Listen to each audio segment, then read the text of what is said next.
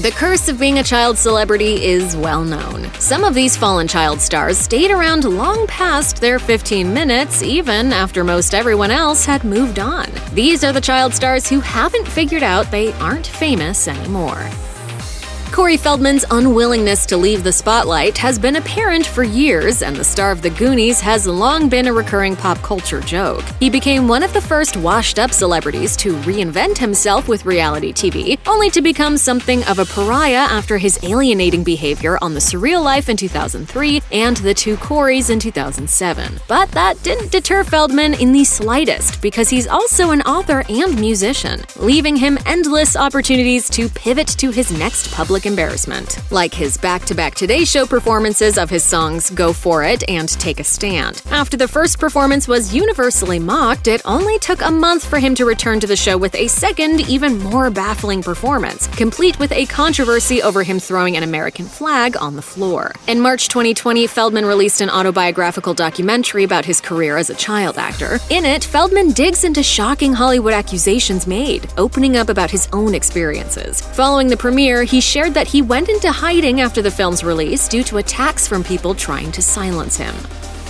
Although people think Tara Reid got her start in American Pie, she'd actually been acting for years before that. In fact, her first TV appearance was on a 1982 game show called Child's Play, where she actually predicted her famous future. But somewhere in between the second and third American installment, her career stalled. Then it lurched into the strange realm of campy sci-fi with the seemingly endless Sharknado franchise. Something's on my foot! Finley! Help me! Finley! Look out! She's also flexed the diva muscle usually reserved for stars who haven't been photographed drunkenly stumbling in and out of clubs for years. Reid walked out of an interview on Jenny McCarthy's SiriusXM radio show after being asked apparently pre-banned questions about her plastic surgeries and her disastrous appearance on Marriage Boot Camp reality stars. She tried to stick to the Sharknado promotion, but things quickly devolved. The tense exchange ended with Reid and McCarthy taking digs at each other's marriages and bodies, with McCarthy getting the last zinger when she asked, "Love you, Tara. Good luck with Sharknado 18." By his own admission, the career of Danny Bonaduce went basically nowhere after the Partridge Family. In his autobiography, Random Acts of Badness, My Story, he calculates that between the years of 1974 and 1988, he only worked for a total of 20 weeks. Then he got into radio and eventually became a reality TV mainstay after Breaking Bonaduce, the show that actually followed the collapse of his marriage and a drug relapse. Now he's a wacky AM drive time DJ for a radio station in Seattle, and he's been popping up all over the media to first stick his nose into former co-star David Cassidy's struggle with dementia, and then to make some seemingly unnecessary claims about him after he died in November 2017. Bonaduce alleges he and Cassidy were great friends ever since the Partridge Family ended, and yet seemed to have no idea he had dementia. Dustin Diamond's biggest accomplishments since his days as Screech on Saved by the Bell have been an illicit video and going to jail for stabbing a guy in a bar fight. In reality, both of those low points were mostly BS. Diamond later admitted to Oprah that it wasn't even him in the video. In another interview with Extra, he claimed that the entire bar fight story was blown out of proportion. But even grimier than his attempt to cash in on a fake XXX tape was his tell-all book, Behind the Bell, in which he put together the worst possible descriptions of his former castmates in between gross anecdotes about how many girls he slept with as a result of his teenage stardom. He later admitted that his ghostwriter had essentially made the entire story up. Diamond has even discussed at length that he's still struggling to ditch the image of the role that made him famous. Well, I see he's back to wearing that strange-looking human mask.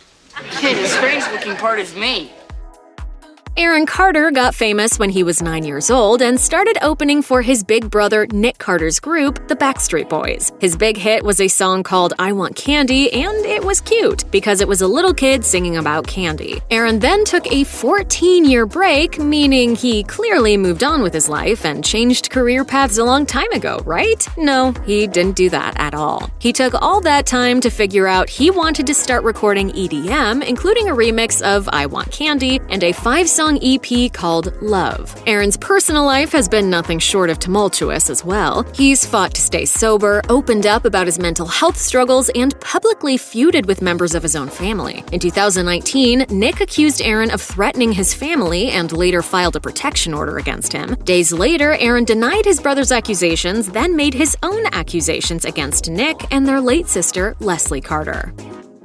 There was almost no one cooler than Mike Seaver in the 80s, but by the time Growing Pains came to an end in 1992, Kirk Cameron was more than done playing him. At some point, Cameron had a religious awakening that caused him to object to racy content being written for his character, which by his own admission caused serious problems for the production. And while there's nothing wrong with openly practicing one's faith, Cameron has found himself in trouble a few times, particularly after his remarks about gay marriage during an interview with Piers Morgan. But Cameron seemingly couldn't care less that Hollywood was turning against him. However, in the past 10 years, he's done only a handful of feature-length and short films, as well as a game show on Facebook Live. He's even resorted to selling online marriage counseling courses that he teaches with his wife. The kid who played Charlie Sheen's nephew on 2.5 Men took his morality crisis even further than Kirk Cameron when he publicly urged people not to watch the show. Jones appeared in a video for a religious organization called Forerunner Chronicles, in which he implored fans to stop watching the show, calling it filth and bad news. Jones even quit the show in 2013 to attend college in Colorado and work in ministry. However, Jones apparently wants back in the fold, at least according to People, who reported he re-caught the acting bug when he showed up for a cameo in the 2.5 Men finale. He claimed that being back on set reignited his passion for acting, and he took a break from college to serve as president of an entertainment company called Tonight. Drake Bell blew up thanks to his starring role in the Nickelodeon series Drake and Josh, and it even looked like he was going to parlay that fame into the mainstream when he managed to land some other mainstream roles. However, much of Bell's early success fizzled. In recent years, he's started gaining notoriety on social media again, but it's hurt him more than helped him. First, Bell came under fire for making seemingly transphobic remarks about Caitlyn Jenner. Bell has also continued to pursue a music career and playing gigs like one at the Northwest School of the Arts in Charlotte, North Carolina, where he had a bit of a viral moment when he stopped the show to scold a kid in the crowd who reportedly threw balls on stage. No, I need to talk to you. Get out. Christy Carlson Romano was a star of the Disney Channel in the 2000s, best known for playing Shia LaBeouf's sister on Even Stevens, voicing the title character on animated series Kim Possible, and starring opposite Hilary Duff in Disney Channel original movie Cadet Kelly. However, like so many other Disney kids, she didn't have an easy go of it. In a 2019 essay for Teen Vogue, she wrote about all her struggles, including substance abuse and issues with her relationships. In that piece, Romano wrote, "I was told that leaving Hollywood right after Even Stevens would ruin my career. In retrospect, it probably did, but in my heart, I was running away from the responsibility of fame and toward a glamorized fantasy of adolescence." Now she has parlayed her teenhood stardom into internet persondom. Romano makes videos on YouTube and TikTok where viewers can watch her do things like cook, sing, and hang out with people. In one of her recurring bits, she reacts to Kim Possible episodes as the character Kim Possible. Romano may not be as famous as she once was, but she has clearly found her niche, throwback content for millennials. Hey, I did it! I just went up 2 levels. Josh Peck, the other star of Drake and Josh, is not all over Nickelodeon anymore, but he is all over YouTube and social media. Peck joined David Dobrik's Vlog Squad, a cadre of YouTubers that won the Shorty Award for YouTube Ensemble in 2018.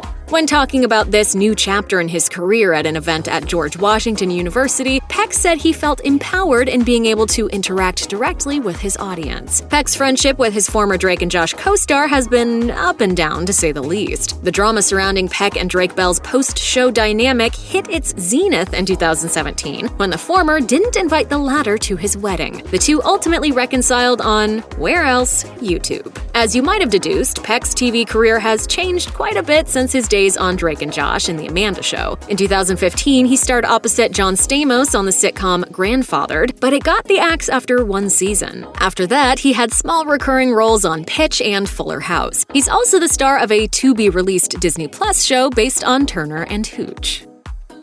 Nickelodeon series Zoey 101 made Britney Spears' little sister a television star, but her time on the small screen was short. In 2008, after just 4 seasons, the show was over, and many assumed its ending had something to do with Jamie Lynn Spears' personal life. Jamie Lynn announced in 2007 that she was pregnant, so when Zoey 101 ended the following year, the masses jumped to conclusions regarding why the hit series was done. However, the star claimed the show had already been set to end, and her pregnancy had nothing to do with it. In 2013, she released her first and only EP, The Journey. Oh, and there was that one time she broke up a fight at a pita pit with a knife. Her acting career does occasionally find some life. Jamie Lynn made her return to the small screen in 2020 in Netflix series Sweet Magnolias, which was picked up for a second season only months after the series premiered. Outside of her own career, she's still related to one of the most famous people on the planet. It's not like she even could fade into total obscurity. According to documents provided to The Blast, Jamie Lynn has been the trustee on Britney's trust since 2018. In 2020, the Los Angeles Times reported Jamie Lynn requested to move the assets with Fidelity Brokerage Services, with her acting as custodian. Check out one of our newest videos right here. Plus, even more Nicki Swift videos about your favorite stars are coming soon. Subscribe to our YouTube channel and hit the bell so you don't miss a single one.